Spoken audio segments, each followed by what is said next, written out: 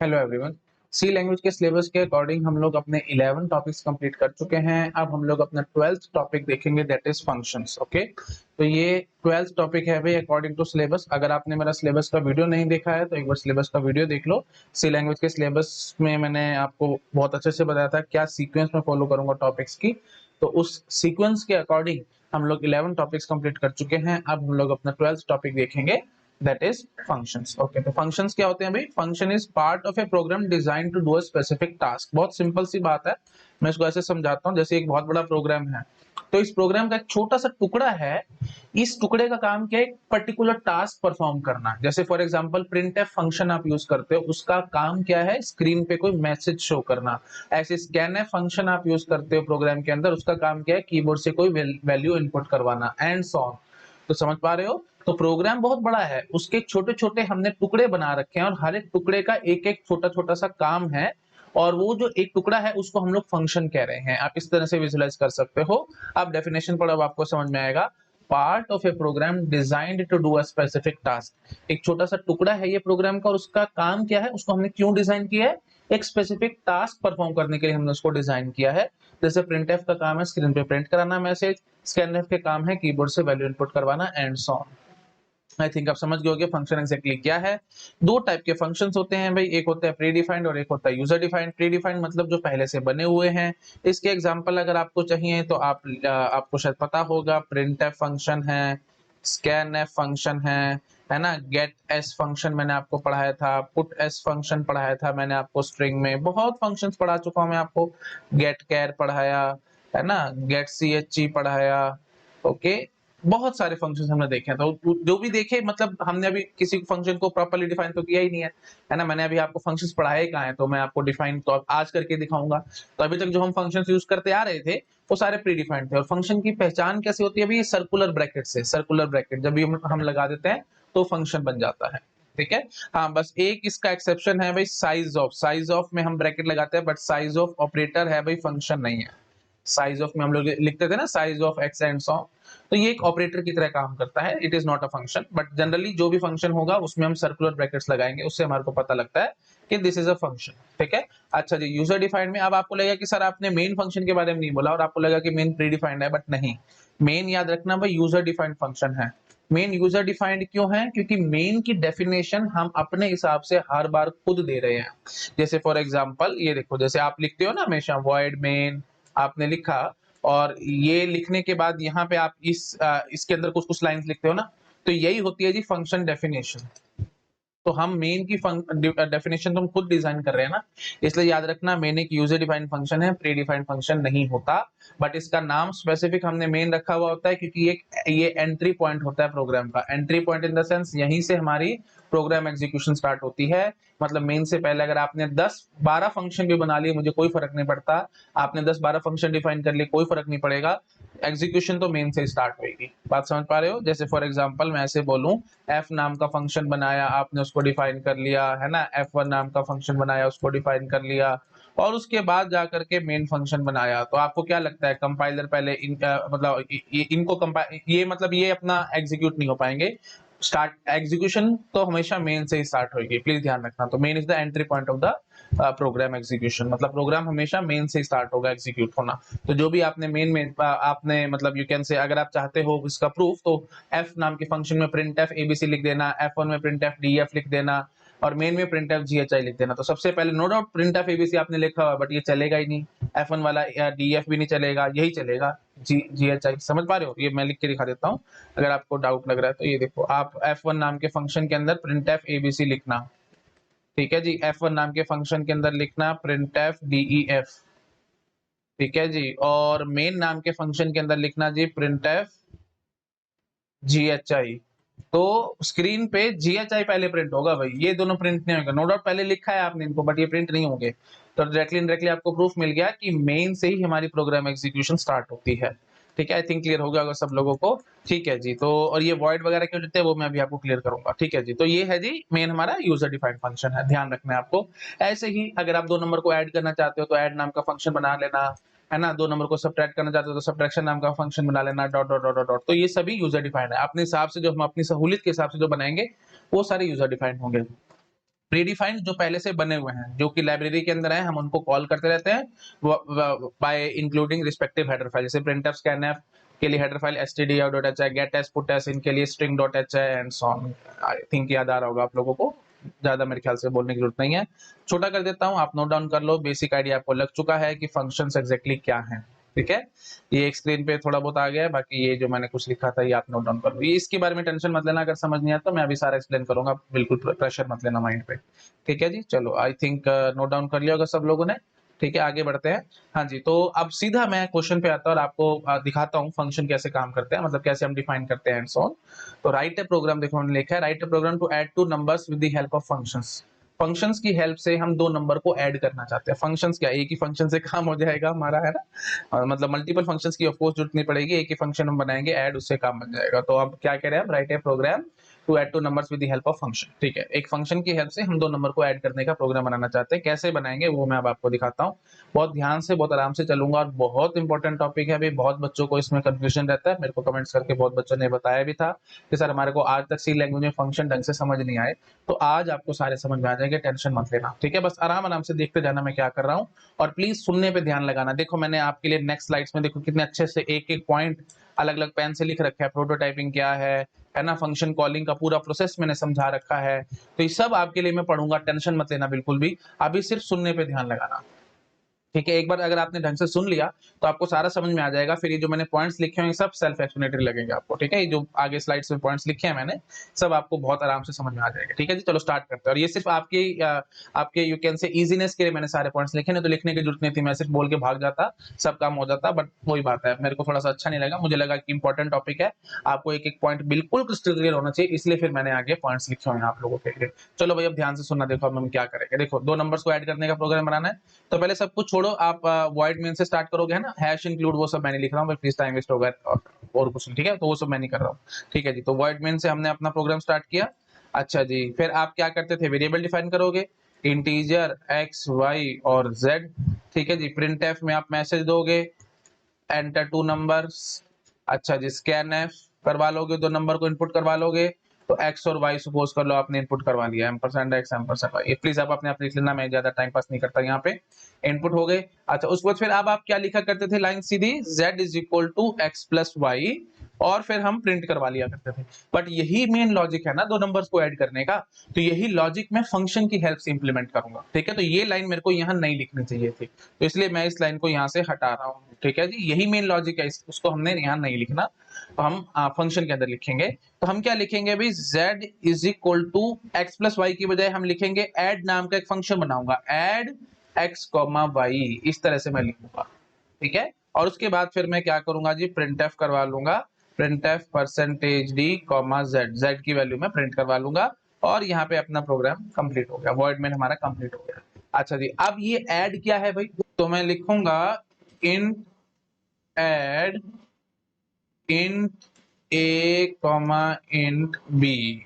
ठीक है, और फिर नीचे आकर के एक वेरिएबल डिफाइन करूंगा, integer c, c is equal to A plus b लिखेंगे, और रिटर्न कर देंगे सी। ठीक है, तो अब ये जो हमने इंट लिखा है ये क्या है भाई, ये है जी सी की डेटा टाइप, जो सी नाम का वेरिएबल आपने डिफाइन किया था, ये उसकी डेटा टाइप क्या है भाई, इंट है, तो ये हमने इंट लिखा है, तो ये एक किस्म से रिटर्न टाइप होती है। मैं अभी सारा एक्सप्लेन करूंगा, अभी टेंशन मत लेना, एकदम आपको सब कुछ समझ नहीं आएगा, खिचड़ी बन जाएगी।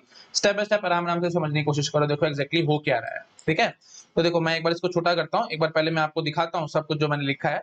अब इसमें है कुछ कुछ मिस्टेक्स हैं, मैं अभी उन सबको ठीक करूंगा, पर पहले एक बार समझ लो कि एक्जैक्टली यहाँ पे हो क्या रहा है।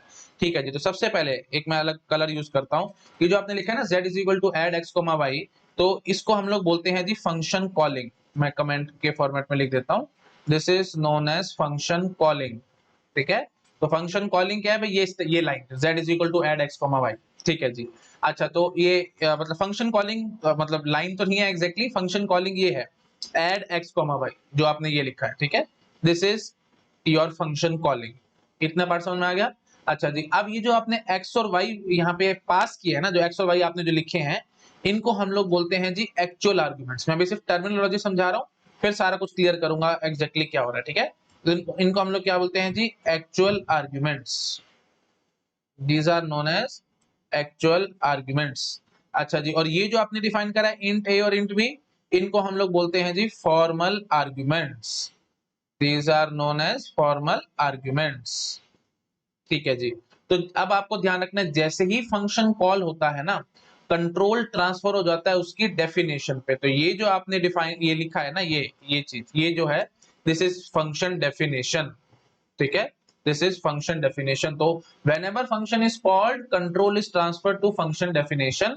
और फंक्शन डेफिनेशन पे कंट्रोल जाने से पहले एग्जैक्टली क्या होगा, ये जो एक्चुअल आर्गुमेंट्स की वैल्यूज है ना, वो फॉर्मल आर्गुमेंट्स में कॉपी हो जाते हैं। प्लीज वर्डिंग ध्यान रखना, values, values of actual argument is copied into formal arguments. इसीलिए इस कंसेप्ट को क्या कहा जाता है, कॉल बाय वैल्यू। तो याद रखना आपको, सी में by default call by value चलती है। कुछ ना कहा जाए तो कॉल बाय वैल्यू चलेगी, मतलब एक्स और वाई खुद उठ के नहीं जाएंगे भाई, एक्स और वाई की वैल्यूज उठ के जाएंगे ए और बी में। ठीक है, एग्जांपल के तौर पे मैं आपको समझाता हूं। जैसे आपने स्कैनएफ में एक्स और वाई डाला था, एक्स की वैल्यू 5 डाल दी थी, वाई की वैल्यू आपने 2 डाल दी थी, ऐसे कुछ डाला था। तो अब यहाँ पे एक्स और वाई आपने पास किए, तो एक्स और वाई पास करने का मतलब एक्स और वाई खुद उठ के नहीं जाएंगे, इनकी वैल्यूज जाएंगी।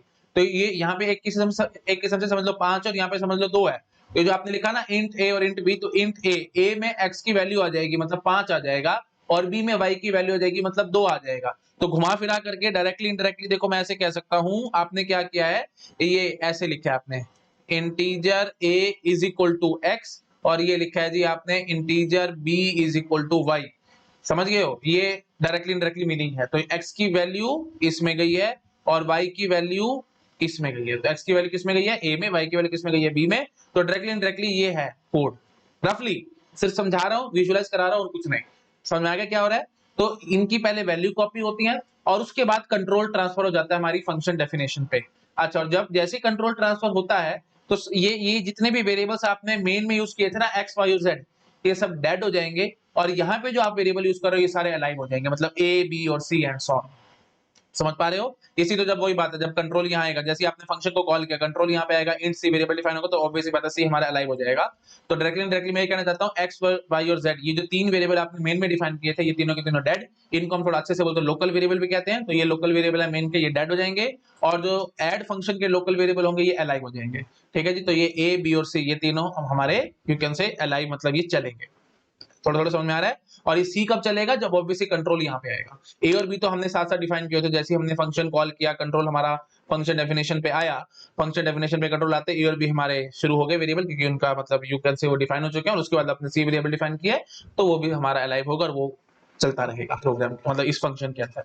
बात समझ रहे हो। ठीक है जी। तो डेड अलाइव का चक्कर याद रखना है भाई आपको, एक्स वाई और जेड डेड, ए बी और सी हमारे अलाइव। ठीक है जी। तो अब आपने क्या बोला, ए के अंदर हमारे पास एक्स की वैल्यू हो चुकी है, बी के अंदर हमारे पास वाई की वैल्यू हो चुकी है। ये सिर्फ कोड में लिख करके दिखाया विजुअलाइज कराने के लिए, एक्स की वैल्यू ए में कॉपी, वाई की वैल्यू बी में कॉपी। हाँ जी। तो सी वेरिएबल आपने डिफाइन करा, C is equal to A plus B, तो दोनों वेरिएबल्स की वैल्यू हमने ऐड कर ली, तो सी की वैल्यू कितनी होगी 7, और रिटर्न सी करा, रिटर्न सी की डाटा टाइप क्या है, इंट है, तो इसलिए आपने यहाँ पे इंट लिखा होता, तो ये इसकी रिटर्न टाइप हो गई। इस फंक्शन की रिटर्न टाइप रिटर्न सी है ना, किस टाइप की वैल्यू रिटर्न कर रहा है फंक्शन, वो होती है रिटर्न टाइप। ठीक है, तो रिटर्न टाइप यहाँ पे हमने इंट लिखा हुआ है। ठीक है जी। तो समझ में आ गया। तो अब ये जो होगी सी की वैल्यू, ये मतलब रिटर्न होके यहाँ पे आ जाएगी। तो यहाँ पे जो आपने फंक्शन कॉल किया था, यहाँ पे वैल्यू आ जाएगी, और वो वैल्यू जेड में चली जाएगी। तो वैल्यू क्या आएगी जी, 7 आएगी, क्योंकि 5 और 2 7 होता है, 7 इसने रिटर्न करा फंक्शन ने, यहाँ पे आ गया, तो जेड की वैल्यू 7 होगी, है ना। मतलब एक बात और ये भी समझ लो, जैसे आपने रिटर्न लिखा था ना, तो कंट्रोल हमारा ट्रांसफर हो जाएगा प्रोग्राम में, जहां पे आपने इस फंक्शन को कॉल किया था। इस फंक्शन को कॉल हमने कहां पे किया था, मेन फंक्शन में किया था, तो कंट्रोल हमारा मेन फंक्शन में वापस आ जाएगा। तो दो बातें होती है, ध्यान रखना, या तो रिटर्न स्टेटमेंट एनकाउंटर कर ली जाए, या फिर क्लोजिंग ब्रैकेट एनकाउंटर कर ली जाए। मतलब ऐसा भी हो सकता है कि फंक्शन के अंदर आपने रिटर्न ना लिखा, वो अभी मैं आपको समझाऊंगा आगे। मेन बात क्या है कि या तो रिटर्न स्टेटमेंट नजर आए, या फंक्शन की क्लोजिंग ब्रैकेट नजर आ जाए, मतलब फंक्शन पूरा कंप्लीट हो जाए, तो फिर हमारा कंट्रोल वापस ट्रांसफर हो जाता है जहां पे आपने फंक्शन को कॉल किया था। ठीक है जी। मतलब उस फंक्शन में कंट्रोल ट्रांसफर हो जाएगा जहां पे आपने इसको कॉल किया था। तो किस फंक्शन में हमने कॉल किया था, ऐड नाम के फंक्शन को, मेन फंक्शन में, तो हमारा कंट्रोल मेन फंक्शन में वापस आ जाएगा। और फिर वही बात, ये सारे के सारे वेरिएबल डेड हो जाएंगे, ए बी और सी डेड हो जाएंगे जैसे कंट्रोल हमारे यहाँ ट्रांसफर होगा, और ये एक्स वाई जेड सारे वापस से अलाइव हो जाएंगे, और हमारी प्रोग्राम की एग्जीक्यूशन दोबारा से रिज्यूम हो जाएगी, कहां से, नेक्स्ट लाइन से, जहां पे आपने फंक्शन को कॉल किया था उसकी नेक्स्ट लाइन से हमारी एग्जीक्यूशन स्टार्ट हो जाएगी। फिर आपके मन में सवाल उठेगा कि सर ये नेक्स्ट लाइन से एग्जीक्यूशन स्टार्ट कैसे होगी, हमारे को कैसे पता लगेगा, और ये डेड अलाइव का एग्जैक्टली चक्कर क्या है। ये सारे चक्कर होता है स्टैक के थ्रू। तो ये सारी डिटेल तो data structure algorithm compiler design यहां सब आएगी। अभी मैं सिर्फ ऊपर ऊपर से आपको समझा देता हूं।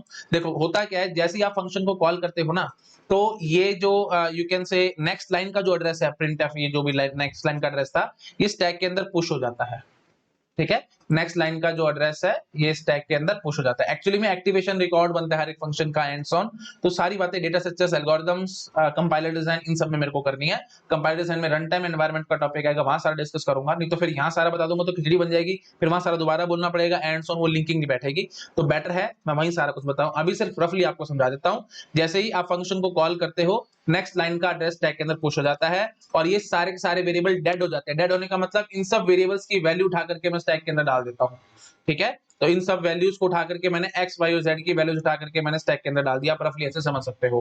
और फिर ये जो हमने यू कैन से ऐड नाम का फंक्शन था, ये सारे वेरिएबल अलाइव हो गए, तो डायरेक्टली इनकी मेमोरी एलोकेट होगी और सब इनका काम चलेगा। और जब हमारा function you can say complete हो जाएगा, तो फिर हमारे पास ये जो नेक्स्ट लाइन का एड्रेस था, नेक्स्ट लाइन का जो एड्रेस था वो भी हम पॉप कर लेंगे और ये एक्स वाई जेड उसकी वैल्यू भी पॉप कर लेंगे।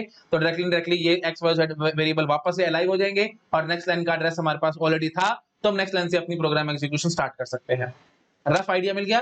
थोड़ा सा आप, वही बात है, मेरे से कंट्रोल नहीं हो रहा, मैं थोड़ा सा आपको आइडिया देता हूँ, हल्का फुल्का आइडिया यहाँ दूंगा। आगे डिटेल नॉलेज आगे डेटा स्ट्रक्चर्स, एल्गोरिथम्स और कंपाइलर में दूंगा। देखो भाई, सिंपल बात है रखना, जैसे ही फंक्शन को कॉल करते हैं ना, उसका एक एक्टिवेशन रिकॉर्ड बन जाता है स्टैक के अंदर।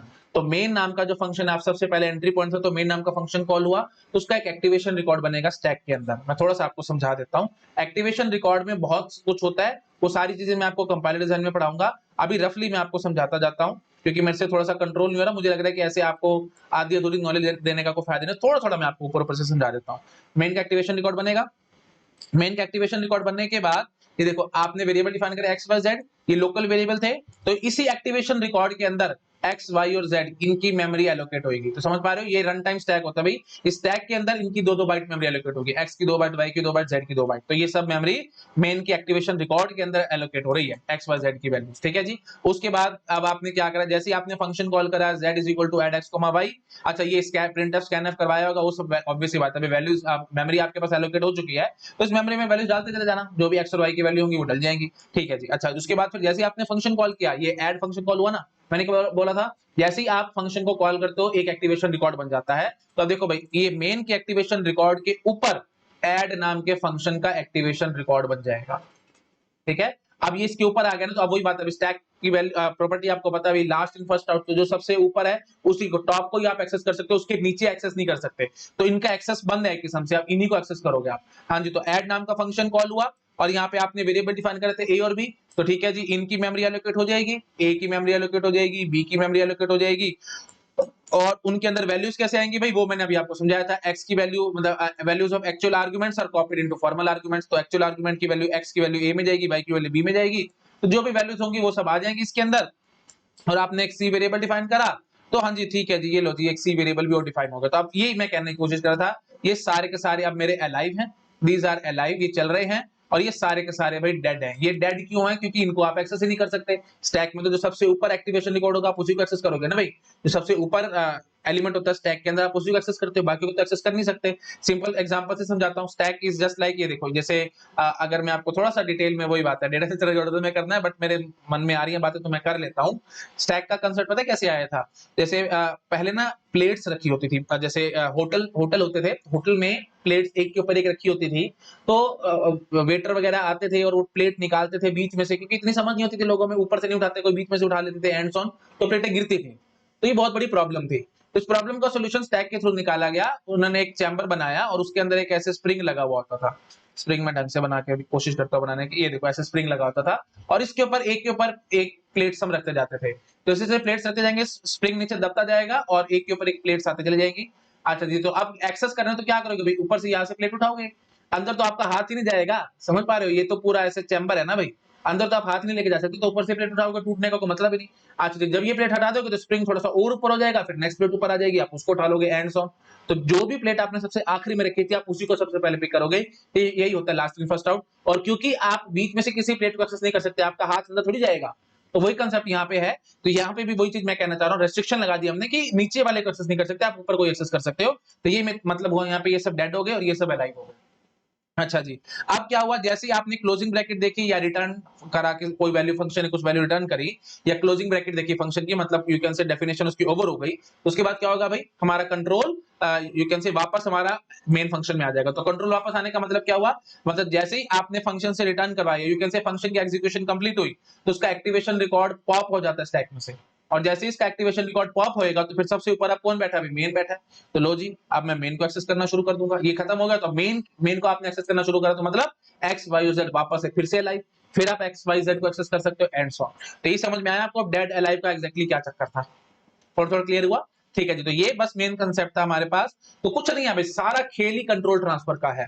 तो जैसे ही आप फंक्शन को कॉल करते हो, कंट्रोल हमारा ट्रांसफर हो जाता है फंक्शन डेफिनेशन पे। एक्स और वाई हमारे पास एक्चुअल आर्गुमेंट्स थे, ए और बी हमारे फॉर्मल आर्गुमेंट्स थे। तो जैसे ही आपने फंक्शन को कॉल करा, एक्चुअल आर्गुमेंट्स की वैल्यू पहले फॉर्मल आर्गुमेंट्स में कॉपी हो जाती है, उसके बाद कंट्रोल हमारा ट्रांसफर हो जाता है जहां पे फंक्शन आपने कॉल किया, फंक्शन डेफिनेशन पे कॉल कंट्रोल ट्रांसफर हो जाएगा। मतलब फंक्शन जहां पे आपने कॉल किया है, कंट्रोल वहां से ट्रांसफर होकर के कहां जाएगा, फंक्शन डेफिनेशन में। मतलब जो भी फंक्शन कॉल था, जैसे ऐड नाम का फंक्शन कॉल किया था, तो ऐड नाम की फंक्शन डेफिनेशन पे हमारा कंट्रोल आ जाएगा, और कंट्रोल आने से पहले ये वैल्यूज कॉपी हो जाती है और नेक्स्ट लाइन का एड्रेस स्टैक के अंदर पुश हो जाता है। अब ये बात भी ध्यान रखना, ये जो मेन फंक्शन था ना, मेन फंक्शन का एक्टिवेशन रिकॉर्ड था, इसमें मैंने आपको बताया बहुत कुछ होता है। ये तो मैंने सिर्फ वेरिएबल की बात करी है, बहुत कुछ होता है इसके अंदर। 7 आई थिंक 7 फील्ड्स होती हैं एक्टिवेशन रिकॉर्ड में। वो सारी चीजें मैं आपको एक एक फील्ड की वैल्यू, एक एक बात सारे कंपाइल डिजाइन में क्लियर करूंगा रन टाइम एनवायरनमेंट में। अभी इसमें हमको हमारे को घुसने की जरूरत नहीं है, क्योंकि यहाँ फिर बताऊंगा, फिर आगे जाकर के वहां कंपाइलर में भी पढ़ाना पड़ेगा, तो बार बार रिपीटेशन करने का कोई मतलब नहीं है। आई थिंक क्लियर हो रहा होगा सब लोगों को। ठीक है जी, तो वही बात, वो 7 फील्ड थी, तो उसमें से एक फील्ड हमारी ये भी होती है नेक्स्ट लाइन का एड्रेस। ठीक है, तो यहाँ पे हम कहीं नेक्स्ट लाइन का एड्रेस रख लेंगे, जो भी नेक्स्ट लाइन का एड्रेस होगा। तो जैसे ये ऐड फंक्शन हमारा कंप्लीट हो जाएगा, तो वो नेक्स्ट लाइन का एड्रेस रीड कर लिया जाएगा, और हमारी प्रोग्राम की एग्जीक्यूशन प्रिंटफ से यहाँ से स्टार्ट हो जाएगी। थोड़ा थोड़ा आई थिंक समझ में आ गया होगा सब लोगों को मैं क्या कह रहा हूँ। ठीक है जी, तो जैसे ही फंक्शन कॉल होगा, एक्चुअल आर्गुमेंट्स की वैल्यू फॉर्मल आर्गुमेंट में कॉपी होगी, नेक्स्ट लाइन का एड्रेस स्टैक के अंदर पुश हो जाएगा, कंट्रोल हमारा ट्रांसफर हो जाएगा फंक्शन में, और हमारी फंक्शन को एग्जीक्यूशन करने के बाद वापस से कंट्रोल आ जाएगा जहां पे आपने फंक्शन को कॉल किया था, और नेक्स्ट लाइन से एग्जीक्यूशन स्टार्ट हो जाएगी। और नेक्स्ट लाइन से कैसे स्टार्ट होती है, नेक्स्ट लाइन का एड्रेस एक्चुअली हम स्टैक के अंदर रखते हैं, वहीं से हम लोग पॉप कर लेते हैं, तो हमारे को याद आ जाता है कि हाँ जी हमारे पास कहाँ से हमने स्टार्ट करना था प्रोग्राम, मतलब कहाँ से हमने वापस अपना फंक्शन रिज्यूम करना था। ठीक है जी, तो थोड़ा समझ में आया। एक रियल लाइफ एग्जांपल लेता हूँ, उससे आपको बिल्कुल क्रिस्टल क्लियर हो जाएगा। बहुत ब्यूटीफुल एग्जांपल है, मैं भी आपको क्लियर करता हूँ। ठीक है, तो ये मैंने एक बुक से पढ़ा था, मेरे को माइक्रो प्रोसेसर की किताब आती है, मेरे को नाम नहीं याद आ रहा, 8085 माइक्रो प्रोसेसर की बुक है एक, मेरे को रियली मतलब माइंड से उड़ गया उसका नाम।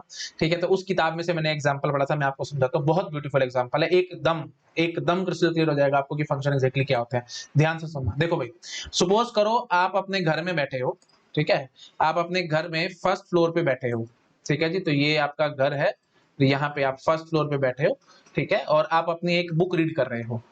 ठीक है, बुक रीड करते करते आपको लगा कि नीचे से ना, लगा क्या मतलब, नीचे से कोई डोरबेल बजी। ठीक है, कोई आदमी आया और उसने आपके घर की डोरबेल बजाई। ठीक है, तो अब आप क्या करोगे, बुक पढ़ रहे थे तो क्या सीधी किताब को बंद करके सीधा नीचे भाग जाओगे, नहीं। थोड़ा सा आप अपना दिमाग लगाओगे, आप पेन से मार्क कर दोगे कि हाँ जी मैं इस लाइन पे चल रहा था, है ना, और पेन को अपना बुक के अंदर डालोगे, बुक को बंद करोगे। ठीक है, जहां पे आप लाइन पे थे, जैसे जो भी आप, ये देखो ये किताब का पेज था, ये आप लाइन पढ़ रहे थे, जैसे इस लाइन पे थे, तो इस लाइन पे आप छोटा सा एक मार्क कर दोगे। मार्क करने के बाद आप अपना पेन बुक के अंदर डालोगे, बुक को बंद करोगे, और नीचे चले जाओगे गेस्ट को अटेंड करने के लिए। ठीक है जी, गेस्ट को अटेंड करने के बाद जो भी उसे बातचीत करनी होगी सब कुछ कर लोगे, और वापस आओगे। वापस आकर के अपना फर्स्ट फ्लोर पे, अपना जहां पे भी बैठे थे आप वहां पे आओगे। आने के बाद बुक खोलोगे, और कैसे पता लगेगा आप कहां पढ़ रहे थे, उसी पेन से पता लगेगा, है ना, जहां पे आपने मार्क किया हुआ था और जहां पे पेन डाला हुआ था, तो आप बुक को खोलोगे, वही पेज निकलेगा जहां पे मार्क किया हुआ था, वहां से अपना पढ़ना स्टार्ट कर दोगे। तो बिल्कुल यही कहानी मैं आपको यहाँ पे फंक्शन के थ्रू समझाता हूँ। जैसे आपने फंक्शन कॉल किया, मतलब डोरबेल बजी। ठीक है, फंक्शन कॉल करना मतलब डोरबेल बजना। जैसी डोरबेल बजेगी आप क्या करोगे, इमीडिएटली उठ के नहीं जाओगे, मतलब कंट्रोल इमीडिएटली ट्रांसफर नहीं होगा। आप पहले पेन डाल दोगे, मतलब मार्क कर दोगे, पेन डाल दोगे बुक के अंदर, और उसको बंद कर दोगे। तो वही कहानी आई हुई, नेक्स्ट लाइन का एड्रेस हमने स्टैक के अंदर पुश कर दिया, और एक्चुअल आर्गुमेंट्स की वैल्यू फॉर्मल आर्गुमेंट में कॉपी कर दी। उसके बाद आप फंक्शन डेफिनेशन को एग्जीक्यूट करोगे, मतलब डायरेक्टली आपने बुक के अंदर पेन डाल दिया है, आप नीचे आ गए, आकर के इस आदमी का जो भी आया था जिसने डोरबेल बजाई थी, उससे बातचीत करोगे एंड सो ऑन। बातचीत करने के बाद फिर क्या, बातचीत कर आपने खत्म कर ली बातचीत, है ना, तो इसका मतलब क्या हुआ, रिटर्न हुआ। रिटर्न मतलब या तो आपने उसको टाटा बाय बाय कर दी, या वो खुद ही चला गया, मतलब बातचीत होगी आपकी जो भी मेन बात थी, आपने टाटा बाय बाय करी मतलब रिटर्न करा। और वो खुद ही उठ के चला गया, तो मतलब वही बात है, फंक्शन हमारा कंप्लीट हो गया। तो फिर क्या करोगे आप, नीचे थोड़ी खड़े रहोगे, आप वापस आ जाओगे अपनी किताब पढ़ने के लिए। तो वही कहानी यहाँ पे होगी, रिटर्न वापस आएंगे हम लोग। और कैसे पता लगेगा कि कहां से हमारी एग्जीक्यूशन स्टार्ट होनी थी, वो स्टैक में हमने नेक्स्ट लाइन का एड्रेस रखा हुआ था ना, तो वही चीज यहाँ पे थी, हमने पेन रखा हुआ था, पेन पेन मतलब बुक खोलेंगे, पेन जहाँ पे था वहां से अपनी रीडिंग करना शुरू कर देंगे, एंड सो। ठीक है, तो अब आपको थोड़ा थोड़ा समझ में आया। अच्छा, डेड अलाइव का चक्कर भी मैं आपको क्लियर करता हूँ। एक्स वाई जेड जो वेरिएबल्स थे, वो उनकी वैल्यू सारी स्टैक के अंदर चली गई, है ना। और उसके बाद चली क्या गई, मतलब यहीं पे स्टोर था ना। अब तो आपको मैं ढंग से समझा चुका हूँ, एक्टिवेशन रिकॉर्ड है, यहीं पे वैल्यू स्टोर थी, एंड सो ऑन। तो रफली मैं ऐसे समझा देता हूँ कि एक्स वाई जेड की वैल्यू जो भी थी स्टैक के अंदर स्टोर हो गई, ज्यादा स्टोरी थी, है ना। और उसके बाद जैसे आपने फंक्शन को कॉल किया था, कंट्रोल यहाँ ट्रांसफर होता, ये सारे अलाइव हो गए थे, ये सारे डेड हो गए थे। तो इस चीज को मैं रियल लाइफ में ऐसे समझाऊंगा। आप जो भी किताब पढ़ रहे थे, है ना, आपने किताब जब बंद करी तो आपका माइंड बिल्कुल चेंज हो गया ना। अब आप किताब के बारे में थोड़ी सोचोगे, इस बंदे से बात करने के लिए जाते हो, आप इसके बारे में बातें करोगे ना भाई। किताब की बातें इसके साथ थोड़ी करोगे, वो तो क्या पागल है, पता नहीं क्या बात कर रहा है भाई। आप उससे बात करने के लिए आए, क्या पता वॉचमैन आए, तो वॉचमैन को आप अपनी किताबें थोड़ी पढ़ाओगे। ठीक है, इंजीनियरिंग की बुक थोड़ी पढ़ाओगे उसको। तो उसके हिसाब से मतलब मेन बात क्या है, माइंड मेकअप। तो आपका माइंड मेकअप एकदम चेंज हो चुका है। आपका अब कहां दिमाग चलेगा, यू कैन से इससे बातचीत करने में। तो वही कहानी हुई, यहाँ से किताब से माइंड एकदम हट गया। तो वही कहानी हुई, एक्स वाई जेड जो वेरिएबल थे, ये सब एकदम डेड हो चुके हैं। और अब फ्रेश वेरिएबल जो थे, यहाँ पे आपने सारा काम किया, तो इससे बातचीत कर ली। बातचीत करने के बाद जैसे ही आप ऊपर आओगे, अपनी किताब खोलोगे, फिर आपका माइंडसेट दोबारा से चेंज, जो इसकी बातें थी, इस आदमी की बातें थी, वो सारी भूल जाओगे और अपनी किताब पे फोकस करोगे। ठीक है, तो बिल्कुल यही कहानी हमारी यहाँ पे होगी। ये सब डेड हो जाएंगे और यहाँ पे हम अपना, यू कैन से, वापस जब मेन फंक्शन में कंट्रोल आ जाएगा, तो अपने मेन वाली सारी बातें याद आ जाएंगी, मतलब वो किताबों वाली बातें याद आ जाएंगी, मतलब मेन के एक्स वाई जेड आपको सारे याद आ जाएंगे, ये सब आप भूल जाओगे। तो वही बात है। ठीक है, ऑफ कोर्स अगर कोई कोई बहुत ज्यादा इंपॉर्टेंट पर्सन नीचे आ गया था, तो फिर उसकी बातें आपके दिमाग में चलती है और आप पढ़ नहीं पाते हो, खैर वो बात अलग है। ठीक है, आप इंजीनियर समझ चुके होगे, आपका दिमाग बहुत ज्यादा उल्टा चलता है, मुझे पता है। ठीक है, चलो ठीक है जी, खैर वो बात अच्छी नहीं है। मतलब जो कोई आदमी आया, तो कोई आदमी आया या कोई जो भी आया, मतलब उसके साथ इतना ज्यादा इन्वॉल्व हो जाओ कि आप पढ़ना भूल जाओ, तो वो बात थोड़ी सी गलत है। ठीक है, तो खैर जो भी है, इसको आपने अटेंड कर लिया, तो उसके बाद कंट्रोल हमारे यहाँ ट्रांसफर होगा, और यहाँ पे आने के बाद फिर हम इसका माइंडसेट हटा करके अपना वापस से रिज्यूम कर लेंगे। तो वही कहानी हम यहाँ पे कहने की कोशिश कर रहे थे कि ए बी सी हमारे डेड हो गए और यहाँ पे हमारा कंट्रोल वापस आ गया, तो एक्स वाई जेड और में मतलब एक्स वाई जेड अलाइव हो जाएंगे और इनका सारा काम अपना वापस से शुरू हो जाएगा, मतलब फंक्शन एग्जीक्यूशन रिज्यूम हो जाएगी। क्लियर हुआ क्या कहने की कोशिश कर रहे हैं? और डिटेल समझाओ तो देखो, डायग्रामेटिकली मैं ऐसे समझाता हूं। देखो, नॉर्मल कंट्रोल फ्लो ऐसे चल रहा था। जैसे आपने फंक्शन कॉल किया, तो कंट्रोल इधर चला गया, इस फंक्शन को एग्जीक्यूट करा, एग्जीक्यूट कराने के बाद फिर वापस हमारा कंट्रोल यहाँ आ जाएगा और हमारी नॉर्मल फंक्शन की एग्जीक्यूशन स्टार्ट हो जाएगी। इस तरह से भी आप समझ सकते हो। ठीक है, तरीके बहुत सारे हैं, चीजों को मैं बॉक्स थिंकिंग करूंगा, आर्किटेक्चर बनाऊंगा तो और मजा आएगा। ये सारी आर्किटेक्चर की कहानी है। ठीक है, तो वहां वहां बातें करूंगा। ठीक है, खैर जो भी है, लिंकिंग विंकिंग तो हम करते रहेंगे अच्छे से, जब धीरे डिटेल में जाएंगे सब्जेक्ट्स की, वहां पे आपको और समझ में आने लग जाएगा। ठीक है जी, तो ठीक है, दैट्स इट। तो मेरे ख्याल से अब आपको बहुत अच्छे से क्लियर हो गया होगा कि फंक्शंस एग्जैक्टली क्या हैं, कैसे हम इनको यूज कर रहे हैं। हुआ थोड़ा थोड़ा क्लियर? चलो अब आएगा मेन बात, मतलब जो ये सब मैंने इतनी कहानी बोली है, मैंने आपको कहा था लिखना कुछ मत, आराम से सुनते रहना। सारे पॉइंट्स मैंने लिखे हैं, मैं अब आपके सामने एक एक करके पढ़ूंगा, तो अब देखना आपको कितना मजा आएगा। अब देखना आराम से, ठीक है। मैं इसको छोटा करता हूं, पहले तो आप इन सब चीजों को नोट डाउन करो। ठीक है जी, फिर मैं बढ़ता हूं आगे। मेरे ख्याल से सब एक स्क्रीन पे आ चुका है और आपको आई थिंक सो विजिबल भी होगा ये सारा, है। थोड़ा थोड़ा कोशिश करो लिखने की। ठीक है, सब मैंने लिखा हुआ है, प्लीज नोट डाउन कर लो सब कुछ। ठीक है, चलो भाई, अब हम आते हैं अच्छी अच्छी बातें सीखते हैं एक एक करके। प्रोटोटाइपिंग, तो प्रोटोटाइपिंग के बारे में शायद मैंने अभी आपको नहीं बताया है, तो वो भी मैं आपको पहले क्लियर करता हूँ। देखो भाई, एक बात मेरे को ये समझाओ, आपको थोड़ी सी गड़बड़ लग रही है यहाँ पे? गड़बड़ इन द सेंस, मेन की आपने एग्जीक्यूशन स्टार्ट करी, ठीक है, एंट्री पॉइंट हमारा मेन था। कंपाइलर मतलब यू कैन से कंपाइलर ने प्रोग्राम कंपाइल किया, तो कंपाइल करता करता जैसे ही कंपाइलर मतलब नीचे आ रहा होगा, लाइंस देख रहा होगा, ऐड नाम का फंक्शन उसको नजर आएगा। उसको क्या पता ऐड नाम का फंक्शन क्या है? समझ में आ रहा है? मतलब आप इसको यूज, मतलब कॉल आप पहले कर रहे हो, डिफाइन तो बाद में कर रहे हो। तो कंपाइलर को क्या पता ऐड नाम का फंक्शन क्या है, उसका क्या यूज है, एंड सो ऑन, उसको तो कुछ नहीं पता। तो कंपाइलर एक एरर मैसेज दे देगा कि this function should have a prototype. तो वो मैं अभी आपको समझाता हूं प्रोटोटाइप एग्जैक्टली क्या है। देखो भाई, मेन बात क्या है, जो गड़बड़ वाली बात ये है कि कंपाइलर ऊपर से नीचे आ रहा है ना, नहीं कंपाइल करता हुआ। उर्दू थोड़ी है जो नीचे उल्टा चलेगा, ऊपर से नीचे आएगा ना, line by line program compile करता हुआ आएगा। हाँ जी, तो जैसे ही कंपाइलर को ये ऐड नजर आएगा, वो कंफ्यूज हो जाएगा, उसको लगेगा पता नहीं ऐड क्या चीज है भाई। तो आपको समझाना पड़ेगा कंपाइलर को कि ऐड नाम का फंक्शन को मैं कॉल पहले कर रहा हूं, बट डिफाइन बाद में कर रहा हूं। तो ये उसको कैसे समझाओगे? ये आप समझाते हो प्रोटोटाइपिंग की हेल्प से। तो प्रोटोटाइपिंग में अब आपको करके दिखा रहा हूं, बात समझ में आ रही है? अगर आपने फंक्शन को कॉल पहले कर दिया, डिफाइन बाद में किया है, तो कंपाइलर कंफ्यूज हो जाएगा, उसको समझ ही नहीं आएगा कि ऐड नाम का फंक्शन क्या कर रहा है एंड सो ऑन। तो आपको कंपाइलर को समझाना पड़ेगा कि ऐड नाम का फंक्शन के को कॉल तो मैं पहले कर रहा हूं, मतलब यूज तो मैं पहले कर रहा हूं, बट डिफाइन बाद में कर रहा हूं। उसको समझाओ ना ये बात। तो समझाना होगा तो आप यहां पे लिखोगे, जहां वेरिएबल डिफाइन किए हैं उसी के जस्ट नीचे या ऊपर जहां आपका मन करे वहां लिख लो। तो मैं यहां पे आपको लिख के दिखा देता हूं। तो हम लिखेंगे ये चीज, int add int comma int. तो ये लिखने का मतलब क्या हुआ, आप कंपाइलर को एक इंफॉर्मेशन दे रहे हो कि ऐड नाम का फंक्शन है जिसकी रिटर्न टाइप इंट है, और ये दो आर्गुमेंट ले रहा है इंटीजर टाइप के, और इसको मैं कॉल पहले कर रहा हूं, डिफाइन बाद में करूंगा। तो ये एक किस्म से इसको हम लोग प्रोटोटाइपिंग भी बोलते हैं और फंक्शन सिग्नेचर भी बोलते हैं। This is known as prototyping और फंक्शन सिग्नेचर। बात समझ में आई? प्रोटोटाइपिंग और फंक्शन सिग्नेचर। तो ये क्या है भाई, सिर्फ और सिर्फ कंपाइलर को समझाना है आपको कि आप कॉल पहले कर रहे हो और यूज बाद में करोगे।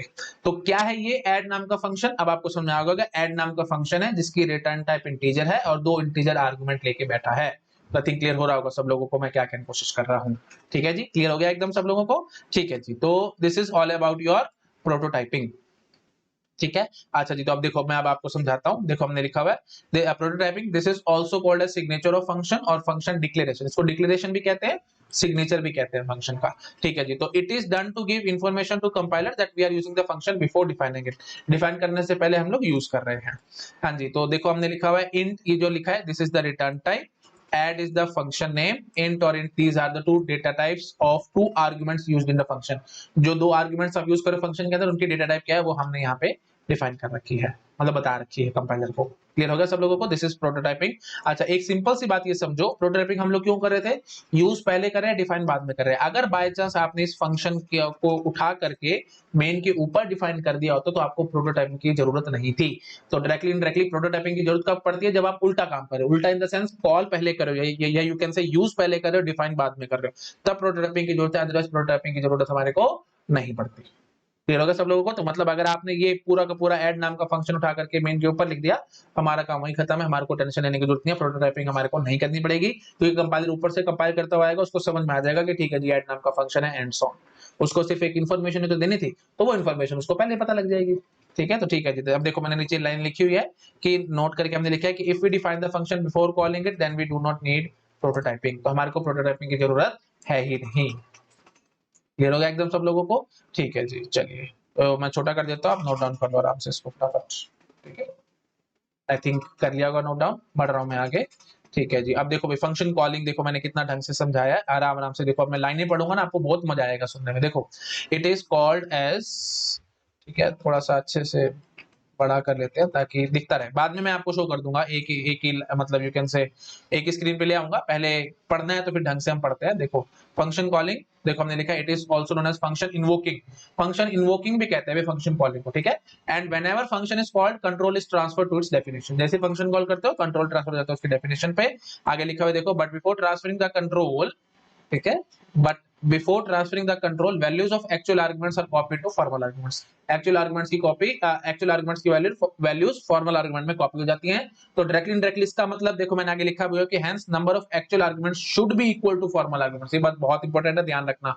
अगर एक्चुअल और फॉर्मल आर्गुमेंट की नंबर इक्वल नहीं होंगे तो फिर फायदा क्या होगा। एक्चुअल आर्गुमेंट आपने 3 ले लिया, फॉर्मल आर्गुमेंट आपने 2 ले लिए, तो फिर वही बात है भाई, 3 वैल्यूज ऊपर से आएंगे, नीचे तो 2 है, फिर किस में डालोगे किस में डालोगे, तो दिक्कत वाली बात है। इसलिए हमने क्या कह दिया, number of actual argument should be equal to number of formal argument. समझ गया ना मैं क्या कहने की कोशिश कर रहा हूं? ये देखो भाई, आपने एक्स और वाई लिखा था, अब यहाँ पे आप एक्स वाई ए बी, यहाँ पे 4-5 वेरिएबल पास कर दो फंक्शन, और यहाँ पे 2 ही वेरिएबल दो, तो फिर कैसे करोगे, बात नहीं बनेगी। तो ऑब्वियस सी बात है भाई, एक्चुअल आर्गुमेंट की वैल्यू फॉर्मल आर्गुमेंट में कॉपी हो रही है, तो इसका मतलब इन दोनों का नंबर बराबर होना चाहिए। कॉमन सेंस की बात आप समझ पा रहे होंगे, यही मैंने पॉइंट लिखा हुआ है। ठीक है जी, आप देखो आगे देखो। हाँ जी, तो देखो ये भी लिखा हमने कि next line address of main is pushed on to the stack and all the variable used in main are now dead, that is these can't be accessed in add, and all the variables of add are now alive। ठीक है, तो main से जब हमारा control transfer हो चुका है तो हम क्या कहेंगे, मेन के जो वेरिएबल्स है सारे डेड हो चुके हैं और ऐड वाले सारे अलाइव हो चुके हैं। तो मेन वाले डेड होने का मतलब हम मेन वाले वेरिएबल्स को ऐड में यूज नहीं कर सकते। क्लियर? ठीक है जी। अब देखो आगे हमने क्या लिखा हुआ है, after execution of add when return statement is executed और closing bracket of add is encountered, मतलब या तो फंक्शन डेफिनेशन ही पूरी कंप्लीट हो जाए या फिर रिटर्न टाइप आपको नजर आ रही, मतलब रिटर्न कुछ ना कुछ स्टेटमेंट नजर आ जाए, तो हम क्या कहेंगे, control goes back to the main, मतलब जहां पे आपने फंक्शन को कॉल किया था वहां पे कंट्रोल आ जाएगा, and execution of main is resumed from the next line, next line से हमारी एग्जीक्यूशन रिज्यूम हो जाएगी, क्योंकि आपने नेक्स्ट लाइन का एड्रेस टैग में डाला हुआ था, वही एड्रेस को आप किया है आपने, उसी से आपको पता लग गया कि कहां से हमने स्टार्ट करना था, ठीक है। And all variables of main are alive and add are now dead, सारे मेन वाले अलाइव हो गए और ऐड वाले सारे डेड हो चुके हैं। आई थिंक क्लियर हो गया होगा सबको मैं क्या करने की कोशिश कर रहा हूँ, ठीक है। वैसे तो बात एक बड़ी ऑब्वियस है, बट स्टिल मैं आपको समझा देता हूँ क्योंकि कल को आपको कंफ्यूजन ना आए कि एक्स वाई जेड ये ए बी सी इनका आपस में कोई लेने देना नहीं है, सबकी मेमोरी अलग अलग है, तो एक्स और वाई की सिर्फ वैल्यू ए और बी में कॉपी हुई थी और कुछ नहीं हुआ था यहाँ पे, ठीक है जी। मतलब in the sense call by reference वाली बातें मेरे मन में आ रही है, बट मैं यहाँ पे अभी एक्चुअली करना नहीं चाह रहा हूँ क्योंकि मैंने पॉइंटर्स में आपको सारा क्लियर किया हुआ है,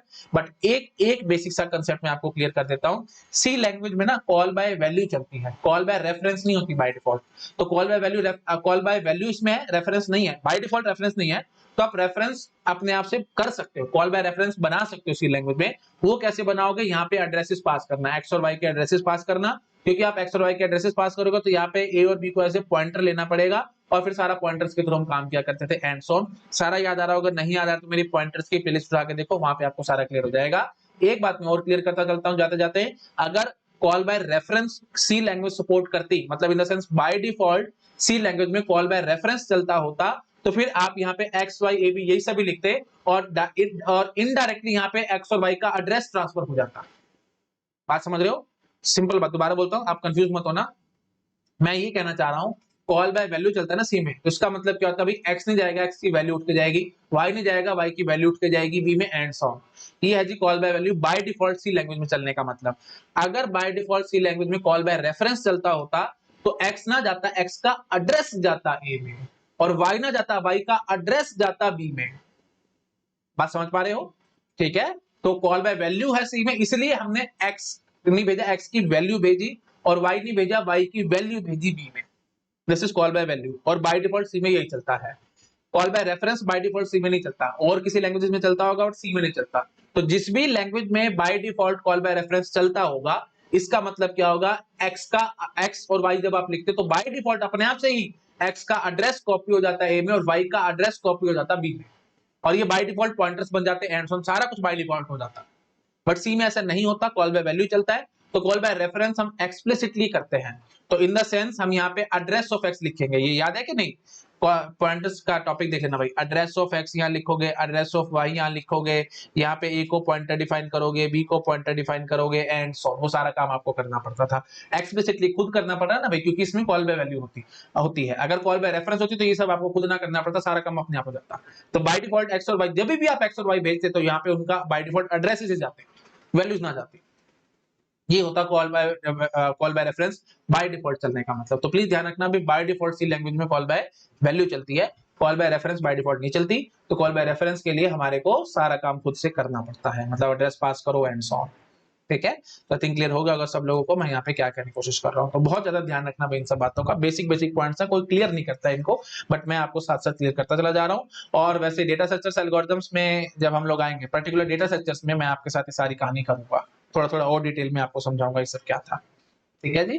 हाँ, और वही बात है, एक्स और वाई था तो ये ए और बी अपने अलग अलग वेरिएबल थे, मैंने आपको सिंटैक्स भी दिखाया। तो डायरेक्टली इनडायरेक्टली मैं कहना चाहता हूँ, ए और बी में आप कोई भी चेंज करोगे तो एक्स और वाई में चेंजेस नहीं होने वाले, क्योंकि इनका आपस में कोई लेने देना नहीं है। ए और बी अपने अलग मेमोरी लेके बैठे, एक्स और वाई अपनी अलग मेमोरी लेके बैठे, एंड सो ऑन। तो अगर आप चेंजेस करना चाहते थे तो उसके लिए कॉल बाय रेफरेंस होती थी, वो सब मैं आपको पॉइंटर्स की प्लेलिस्ट में आप चेक कर सकते हैं, ठीक है जी। चलिए ठीक है, मैंने जाते जाते ये भी पॉइंट आपको क्लियर कर दिया है, ठीक है जी। और ये सब आपको क्लियर हो चुका होगा, है ना। तो मैं इसको छोटा कर देता हूँ, आप नोट डाउन कर लो भाई सारे पॉइंट्स। ये मैंने इसलिए इतना आराम आराम से पढ़ा रहा हूँ क्योंकि टॉपिक बड़ा कंफ्यूजिंग है, बच्चों को बहुत तंग करता है, और डिटेल में कोई ढंग से पढ़ा नहीं पाता इस टॉपिक को, इसलिए मैंने आपको पूरा डिटेल में ढंग से समझाया है कि फंक्शंस एग्जैक्टली क्या है, कैसे यूज हो रहा है, and so on. Of course बहुत ज्यादा डीप में मैं नहीं गया हूँ, क्योंकि फिर मेरे को कंपाइलर डिजाइन में घुसना पड़ जाएगा, डेटा स्ट्रक्चर एल्गोरिथम में घुसना पड़ जाएगा, तो वहां सारी कहानी मैं आपके साथ करूंगा। पर्टिकुलर डेटा स्ट्रक्चर्स में सारी कहानी और अच्छे से दोबारा से रिपीट करेंगे, कंपाइलर डिजाइन में और अच्छे से दोबारा रिपीट करेंगे, तो मल्टीपल टाइम्स पढ़ेंगे तो चीजें आपके माइंड में फिट हो जाएंगी, ठीक है जी। चलिए ओके, ठीक है जी। तो क्लियर हो गया अगर सब लोगों को हम यहाँ पे क्या कर रहे हैं, ठीक है। आगे बढ़ते हैं अब हम लोग। हाँ जी, तो रिटर्न टाइप के बारे में थोड़ा सा मैंने लिखा हुआ है बस। रिटर्न टाइप क्या है भाई, देखो डेफिनेशन लिख दी कि data type of variable return by function. जो भी फंक्शन वैल्यू रिटर्न कर रहा है उसकी डेटा टाइप क्या है, वो होती है रिटर्न टाइप। ठीक है जी। If the function does not return anything then it must be void. ठीक है, तो मतलब रिटर्न टाइप वॉइड हो जाएगी अगर कोई भी अगर फंक्शन कुछ वैल्यू रिटर्न नहीं कर रहा तो। ठीक है, तो ये सारी कहानी मैंने अभी वैसे आपके साथ और आगे बतानी है। ठीक है, तो अभी अभी फिर ऐसा करते हैं, ये वीडियो बहुत ज्यादा लंबा हो जाएगा और सारा खिचड़ी बन जाएगी। अभी बहुत कुछ मैंने आपको नॉलेज दे दी है, तो आप इसको अच्छे से पचाने की कोशिश करो, डाइजेस्ट करने की कोशिश करो। नेक्स्ट लेक्चर में आकर के मैं ये सारे पॉइंट्स आपके साथ और आगे आगे डिस्कस करूंगा। दो चार बातें हैं अभी हमारे पास, मेरे को अभी डिस्कस करनी है, तो सारी बातें मैं नेक्स्ट लेक्चर में कवर अप कराऊंगा। अभी बोल दूंगा तो सारी खिचड़ी बन जाएगी, हौच पौच हो जाएगा सारा। मैं नहीं करना चाहता हौच पौच आपको। अभी सिर्फ इसको आराम से डाइजेस्ट करो, जो मैंने इतनी सारी बातें बोली हैं आराम से इसको पचाओ, अच्छे से डाइजेस्ट करो, और उसके बाद नेक्स्ट लेक्चर में आकर के मैं यहीं से आगे रिज्यूम करूंगा। तो अभी आज के लेक्चर में मैंने आपको सिंपली बस बेसिक फंक्शन समझाया है, रिटर्न टाइप क्या होती है, एक्चुअल आर्गुमेंट्स क्या होते हैं, फॉर्मल आर्गुमेंट्स क्या होते हैं, ये सारी बेसिक बातें बताई हैं। एंड सॉन कॉल बाय वैल्यू क्या है, एंड सॉन वो सब मैंने आपको समझा दिया है। ठीक है जी, तो नेक्स्ट लेक्चर में यहीं से आगे रिज्यूम करेंगे। ठीक है जी, okay, thank you so much, bye bye.